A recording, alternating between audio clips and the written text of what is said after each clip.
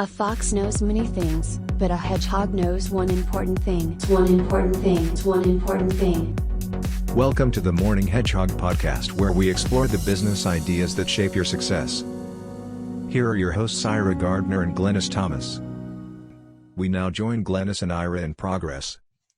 All right, so now I also have made some recommendations, and that is, I work with a lot of photographers just starting out that maybe don't have the money to invest, although I will say if you're not willing to invest money in yourself, don't expect your customers to either until you're really ready to do it. I remember I was 19 and I'd finished a degree in photography. I was still going to college though to get a baccalaureate degree, but I had a business and I was self-employed full time.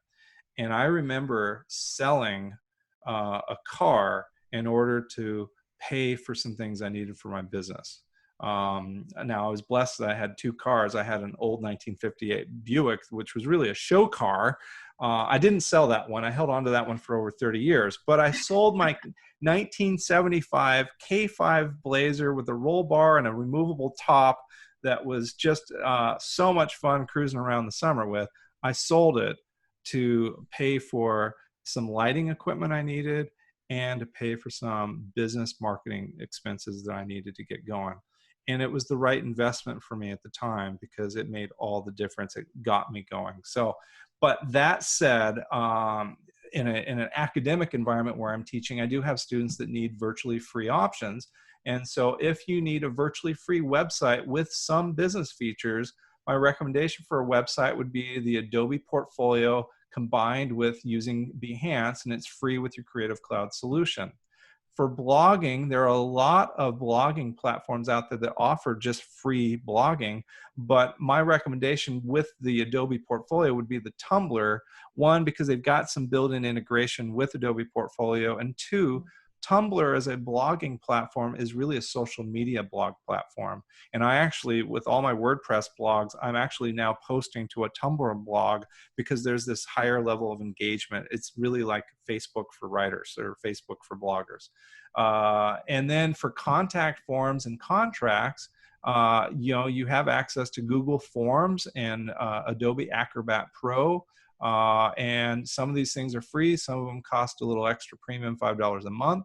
For email, I would recommend a combination of a free Gmail account and a MailChimp account that allows you to have up to 2,000 subscribers and up to 12,000 emails per month. And then for workflow, you can have a free version of an Evernote for tracking your projects and your workflow. Or on Google Sheets, you can modify that to-do list template to be really effective for managing projects. I'm actually using it for some of my commercial video projects where I've got my packing list for the type of project it is. I put in all my questions, I manage the whole thing through a Google Sheet, and it works really well. I do the same thing. Nice. For accounting, there actually are some nearly free options out there, in my opinion. Now, I have programmed an entire Gap accounting system with a payroll package when I had a software company. I can work with QuickBooks. I can work with all that. The reality is, for smaller business, the easiest thing to do is to treat your income and your expenses as two separate things that you bring together when your accountant is ready to do the bookkeeping work for you. And so there are some tools out there for a first starting out business that are free, such as a smartphone app called Expensify, where if I get a receipt, all I have to do is photograph it with my smartphone, and Expensify will scan that receipt and it will attempt to categorize it in my expense account that it thinks is most appropriate. It doesn't do it 100% correctly. Every so often you have to go in and change it to the right category.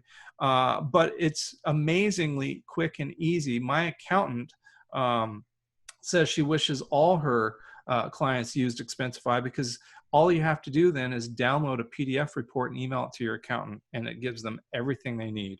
And then PayPal which happens to be the payment gateway I use. I did a lot of research, and PayPal is incredibly secure, and it's gotten past the limitation it used to have where you had to have a PayPal account to use PayPal. It's just like Stripe or any credit card processing. But PayPal is a way that you can keep track of all your incomes. You can even keep track of expenses if you use PayPal to buy products and services. It has all those sales reports, and it also has the ability to send invoices and payments to customers. Just recently, I booked a job where, going back to what you talked about, is being flexible enough to be where the client wants you to be. The client asked me point blank, "Can I pay you through PayPal?" And I'm like, "Yeah, sure." So I just went into my PayPal dashboard, created the invoice, sent it to them, got it paid instantly. So there's really some great tools out there that are free or nearly free. That said, on more of the premium side, if we're working business to customer, which is more retail, then these are the options I think are the strongest. Zenfolio is a very strong platform. If I'm doing fine art storefronts is a very strong platform, albeit expensive. Or the combination of WordPress and Sprout Studio, or WordPress and Shootproof. My personal favorite right now would be to do the WordPress plus Shootproof. I think it gives you the greatest return on building a custom business model. For the business to business, what I consider more the billboard or brochure website business model, where you don't have all the customer interaction happening on your site, then Squarespace combined with the back office of PhotoBiz is certainly a great way to go. WordPress and 17 Hats would provide some of that functionality. Wix and 17 Hats. I have a dilemma between 17 Hats and QuickBooks as to which I think might be easier to use, but 17 Hats certainly has a lot of features at the time I did this research. However, if I'm wanting to be a photographer that does some stock photography, and maybe I blend retail portrait with stock photography, where I take my outtakes and I do lifestyle marketing, or I do travel photography.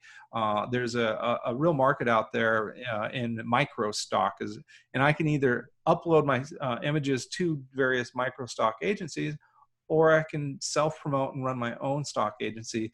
Photo Shelter is excellent because it has that usage fee calculation in the price of the download built into it. It's also really good for commercial photographers, particularly product and advertising. They do the most extensive industry research on commercial photography that I know of. They have amazing booklets that they come out, PDF booklets that really help educate and do professional development in the commercial side of things. And then if you're doing just business to business, but you're selling through an art director, meaning somebody's bringing you the job or somebody's selling your work for you, then really at this point, you're really just focusing on more of those billboard brochure type websites that you're looking for ease of use and beautiful interface. And again, Squarespace and Photo Shelter fit that really well. And then Adobe Portfolio is very simple as well. WordPress can do it, but you're gonna need some plugins. And then some questions to resolve is I've broken down some different categories: accounting with integrated contract and workflow, that'd be 17 Hats, Sprout Studio, Shootproof. Contracts only would be DocuSign, HelloSign, or Adobe Sign. Accounting only would be some of these options in here. The ability to batch load large numbers of images. And again, that's why I'm still using my Zenfolio site. If I'm doing a upload of 1,000 images for one client, I need something that can handle that batch uploading. My WordPress isn't going to handle that very well. And so I've just kind of broken it down. Digital rights management is one of the things I like about Zenfolio. I'm guessing Sprout Studio or Shootproof has that now. They didn't at the time of my research, but what this means is in Zenfolio, I can upload an image and I can have multiple digital products depending on how the image is being used. And based upon which product the customer selects, they will be compelled to agree to terms of usage that is defined based upon that price and that product. And so I can have a download. I'm able to throttle down the resolution to, say, a 2,000 pixel image for just social media use, no printing. I can have a higher res image with printing, and I can have another product that is, and those are all non-commercial usage. And I can have a commercial usage where I charge a lot more for that original file on that. And so having that digital rights management is pretty important to me. And PhotoShelter, I think, does the best of that for commercial work. And then custom contact forms and auto responses. WordPress, Sprout Studio is awesome with that. I think some of the other programs out there, Honeybooks would also have some of those features, but I'm just not as familiar with it. And so I've just kind of done a lot of the research for you. I was just going to interject. So Wix has email capabilities, so you can create you can have your contacts. And I do my customer newsletter, my email newsletter through Wix. It's okay. I mean, it's part of the, it's included. And they also have workflows. And I've barely scratched the surface on it. It's not very robust, and I don't know if I would necessarily depend upon it yet, but we'll see where they go with that, if they're just playing with it and they decide to let it go, or if they, really expand those capabilities. Well, so let's talk about workflows for just a moment, because, when I first started doing this research, there was very little in that workflow feature set out there. In fact, that's really what my original software, Studio Gold, the reason it was successful is because it helped people manage their workflow. When I moved from a home-based business into a retail studio in a commercial building, a strip mall, happened to be 2 doors down from a high-end hair salon, all of a sudden I had my business tripled the first year. And I had been using a paper management system. In fact, I had one of these executive project management folders with these little square sheets of paper, and you could move them down as the order progressed. And it was a disaster, right? And I needed to hire employees. And the hardest thing about being a manager is having an employee that's constantly asking, what do you need me to do next? What do you need me to do next? Because if they're asking me, it's often faster for me to do it myself than to explain it to them. So I needed to build workflows, and photography was this really complex industry because it was as much retail product as it was professional service. And each product or service required a different turnaround time. So you'd end up with an invoice with all these product codes that the due date couldn't be a standardized due date because the due date would vary based upon the products being ordered. Well, there was nothing out there for managing it. And so I ended up programming a database that managed an entire accounting system, entire customer relationship management system with customizable form letters. And the big piece was each product had up to 20 production steps, depending on what that product was. And each production step had calculated amount of time to do it, so that when I finished putting an invoice, the customer knew when it was going to be ordered. And on the back end, all my jobs were prioritized, what needed to be done, highest priority, etc. And so it was a really powerful tool. Well, that was relatively unheard of outside of manufacturing. Manufacturing and inventory management is where workflows really came into being. But also, we started to see the idea of workflows come about due to books like The E-Myth that really talk about the franchise business model.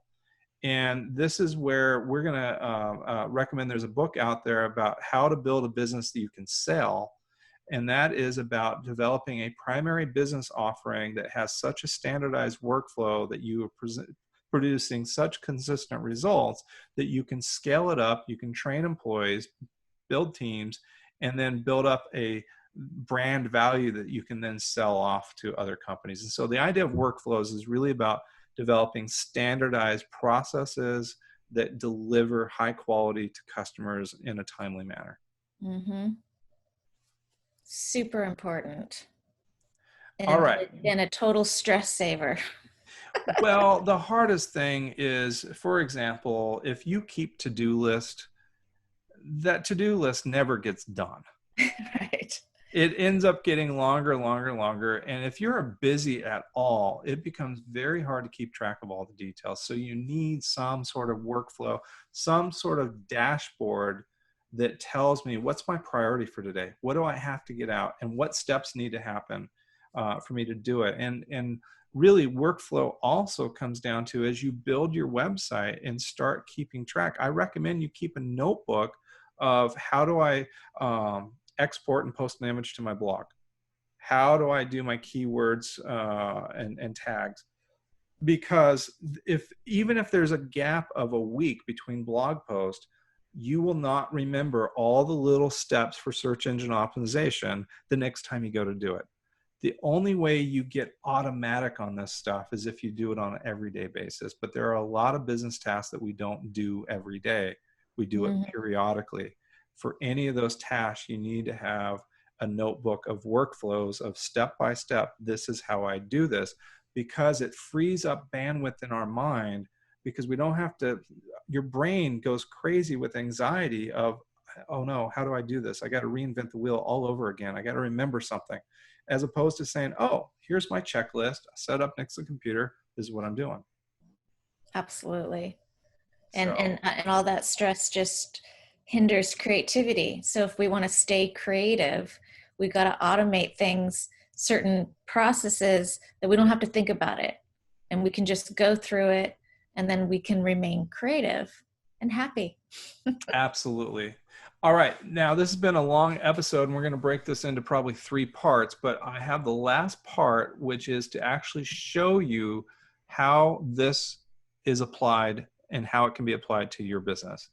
So I actually built a website strategy plan for myself recently, because I'm rebranding and I'm launching a new website, and I'm in the next chapter of my career. And we've talked about this before, that your career is going to be like sailing, and every 3 to 5 years you're going to reinvent yourself. And there's going to be lots of internal factors that cause you to reinvent yourself. And there's going to be lots of external factors, such as a pandemic, that cause you to retool and rebrand yourself for any number of reasons. So I start out with some personal information about myself. I just put it in writing. My name's Ira Gardner. I've decided on a brand name that's very simple, Photography by Ira. I think of hair salon and hairstylists that are known just by their first name or a last name. I'm kind of going for that. My core value index shows you that I am what's called a profound innovator. And I'm an innovator merchant. And we'll have another episode where we go into the core values index, is the key to what that means. And I've picked out my greatest type of contribution is creative. I'm far less practical and much more creative. So that has to inform what I'm doing. Also, my core values are a combination of wisdom and compassion from the innovator, and love and truth from the merchant quadrant. My highest core value contribution is creativity that inspires wisdom and compassion. Okay. Now I'm starting to think about taglines, right? The brand archetypes. What's interesting, though, is for me, the brand archetype, you would almost think creator would be my number 1. It's not. It's my number 2. Sage archetype is my number 1 primary archetype operating in my life. And so when we look at brand personality, I just went and did some searching on the Sage archetype. And here's the brand personality. It's always searching of the truth, no matter how uncomfortable it is. They see the world objectively and are always analyzing the detail. Gee, I think that all that research I did was probably came naturally to me. Yes. Dedicated to spreading the truth via a podcast. And their word choice is always well thought out. Which is kind of funny, because I have a friend of mine that says she keeps a notebook of $10 words I use.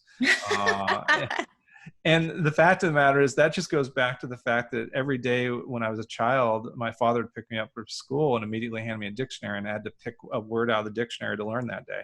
So I just developed a vocabulary from my father passing that on to me. The Sage archetypes are the custodian of wisdom, and their goals are inwards. very self-reflective. They do a lot of self-reflective based on the truths and facts they discover. They're great advisors, see patterns where others do not. They're known as scholars, mentors, experts, teachers, gurus, and philosophers. Well, I'm definitely a teacher, and I definitely do a lot of mentoring. My secondary, though, is the creator archetype contributes to society and provides structure to the world by bringing something into being, by realizing a vision, very positive vision of the future. They get deep satisfaction from both the process and the outcome of creating something they did not, something that they get, let me start over. The creator gets deep satisfaction from both the process and the outcome of creating something that did not previously exist. This archetype trusts in the creative process above all else and lives for an authentic self-expression. The inventor, the artist, the writer, the entrepreneur are representative of the creator archetype. Again, that just fits me extremely well. So now I start to think about what's my mission, and I'm revising this. It's still a work in progress. I still need to run it by about 20 people. But really, when my current chapter is really focused more on fine art, nature photography, particularly botanical studies, and a certain style of portrait photography. And when I start thinking about who am I doing it for, I'm doing it for busy professionals that need restorative contemplation in their life. And so I developed a tagline of transforming spaces into places of contemplation and restoration. That's fantastic. I can do that with my fine art, and I can also do that with the style of portrait work that I'm doing. So now I know who I am. I know what archetypes are going. Now is the easy part. Now I can do research onto what's the lexicon, what's the vocabulary of these archetypes that I can use to communicate non-verbally, subconsciously to my target audience. So the typefaces that are most appropriate for those two archetypes is a combination of a personalized script and a rounded sans serif.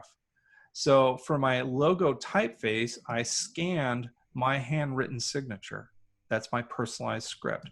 And then I chose Avenir, which is a more rounded, not as narrow as a Helvetica, but it's a sans serif typeface. My primary color palette, and this is where Kate Putnam's done a lot of great work.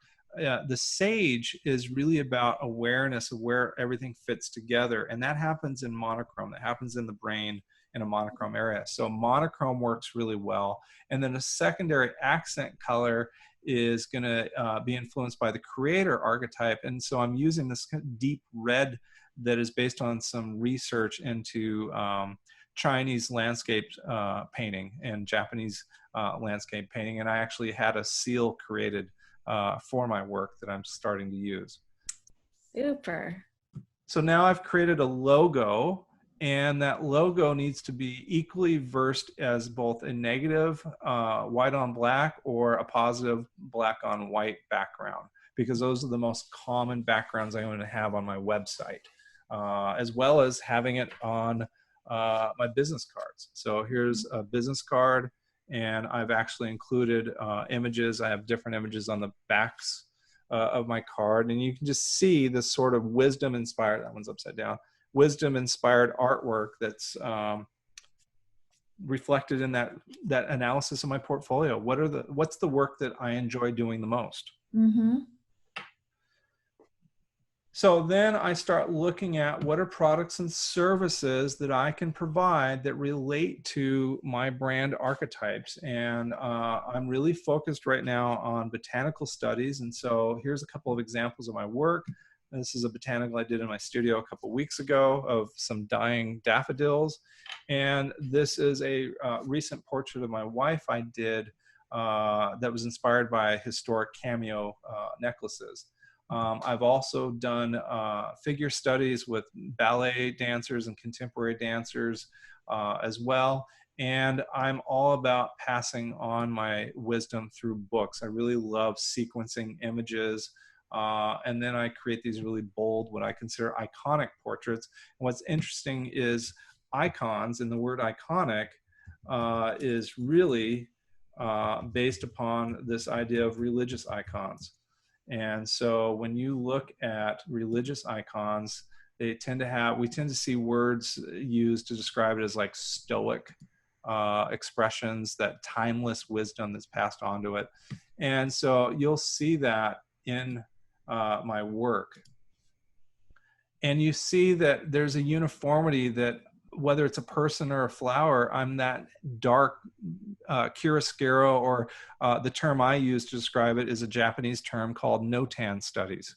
And so here I've copied my business model, and I'm doing a combination of fine art with direct sales and portrait photography. So I need the full retail gamut. I've thought about my menu structure, and my goal there is to think about it from a customer's point of view. What's the fewest number of buttons and menu items to get them where they need to be? I actually am one of those people that if I need 2 minutes and 15 seconds on the microwave, I just go 222. I just it's close enough. Right. That sort of, I want the fewest number of clicks to get people where they need to be. And then from there, I started hatching out, what are my next steps? Where do I need to go from here, and put that together. So you can just see I'm not there yet. My welcome page is a disaster. It's just, it's a placeholder for right now. I do have my different categories of wall art broken down by collection. So here's a recent collection of platinum palladium prints.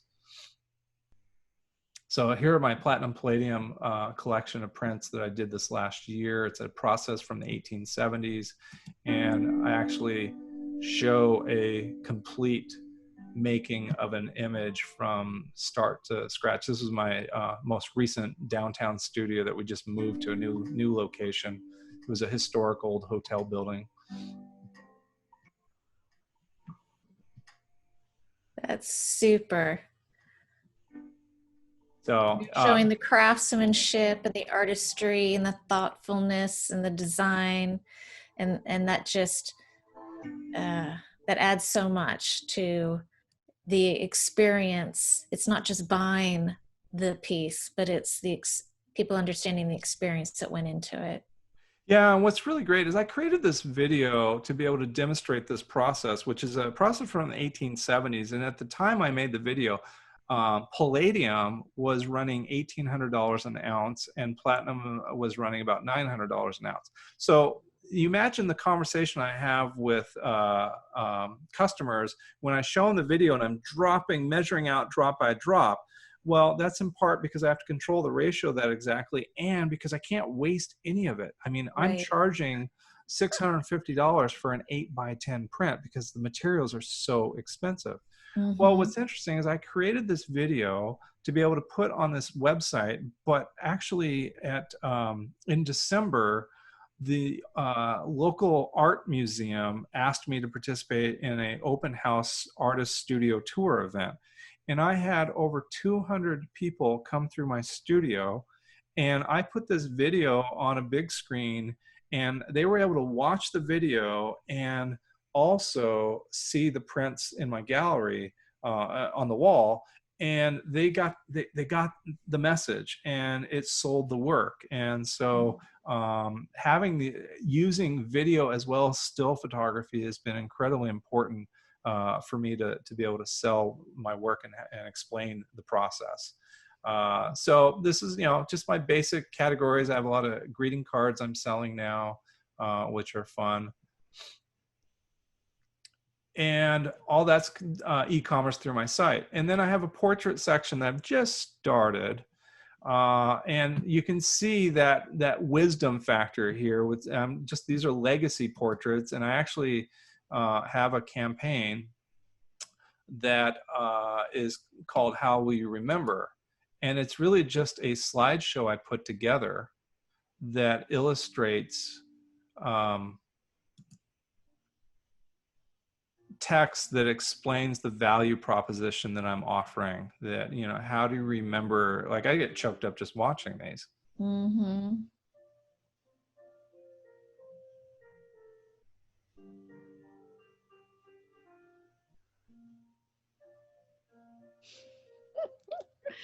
That's super.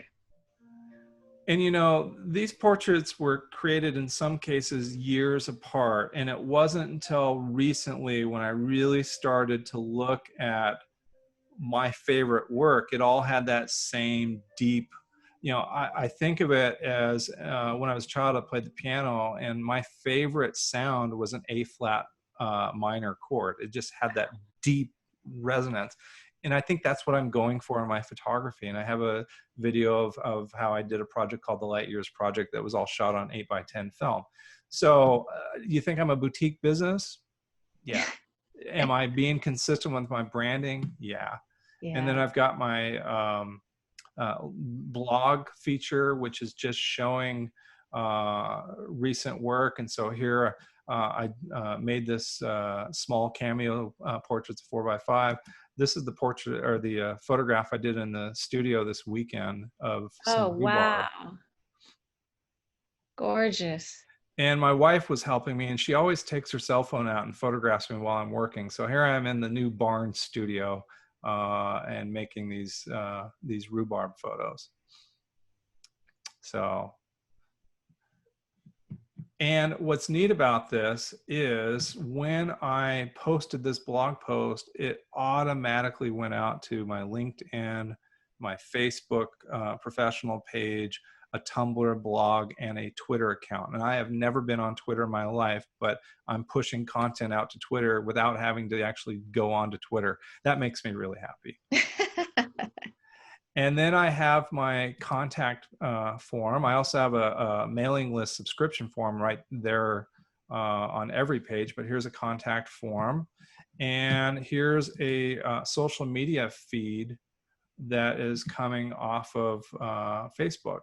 Mm-hmm. So, you know, you can actually see a project I did of my parents' 50th anniversary down LA. I flew them down to LA and did a whole photo album for them for their 50th anniversary. So that's that evergreen content that we were talking about earlier. So I think that kind of gives you an idea of how branding and online web strategy come together. And what's so exciting to me is once you have a system that you know works for you, you can't wait to get in there and work the system. I used to hate getting on my website. And in fact, as good as Zenfolio is, it probably took me 5 years before I got comfortable with e-commerce features and creating all the different price lists and how to work with it. It just never felt that comfortable. But now that I'm doing this custom web strategy that is matched with my core values, my brand archetypes, and my business model, I enjoy getting in there every day. That is incredible. And that was just a beautiful way to kind of show how the process of understanding yourself, understanding your clients and your art, and then how that then creates your brand from your logo to your website. That was a super explanation. Thank you, Sarah, so much. And you know, you notice I didn't have people go, I didn't go look at other photographers' websites. I just, right. I didn't worry about it. I don't worry about it because I'm not competing with other photographers. I'm competing to be the best me I can be and create the best business experience that reflects those values. Yeah. And that just makes the whole experience of being a business owner and being a photographer so much better when you do that. Well, thank you all for joining us today, and we will look for you next time. Please don't forget to send us any questions or comments you have. Go to our website, themorninghedgehog.com, and we'll look for you next time. Great. Thanks. Bye. Thank you for listening to the Morning Hedgehog podcast. For show notes or to submit a question or comment, please visit www.themorninghedgehog.com.